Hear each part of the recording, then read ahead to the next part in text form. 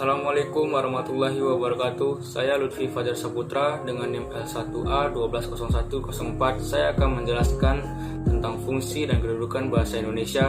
Yang kedua, hakikat bahasa Indonesia. Yang ketiga, ciri-ciri bahasa Indonesia yang baku dan tidak baku.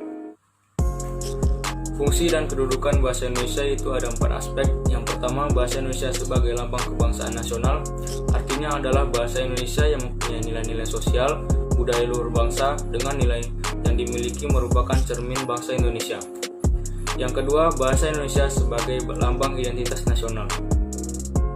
Artinya bahwa bahasa Indonesia dapat mengetahui identitas kewarganegaraan seseorang dan juga dapat membedakan dengan negara lain, yaitu karakter, kepribadian, dan watak sebagai bangsa Indonesia.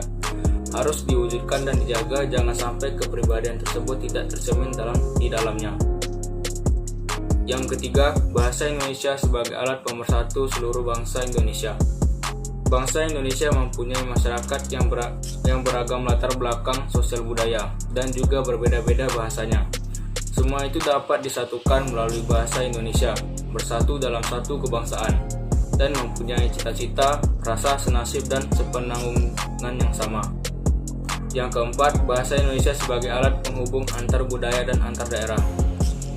Dapat dirasakan dalam kehidupan sehari-hari. Dengan bahasa Indonesia kita dapat saling berinteraksi untuk segala bidang kehidupan, baik pemerintah, interaksi segala kebijakan dan strategi berkaitan dengan ideologi, politik, sosial, ekonomi, budaya, pertahanan, dan keamanan dengan mudah dapat disampaikan kepada seluruh rakyat Indonesia.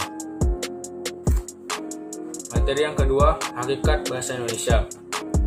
Hakikat bahasa Indonesia itu yang pertama, bahasa sebagai sarana interaksi sosial.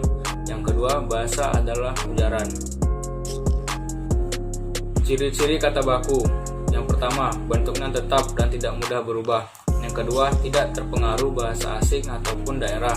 Yang ketiga, penggunaan sesuai konteks dalam kalimat dan biasanya bukan bahasa yang digunakan percakapan sehari-hari.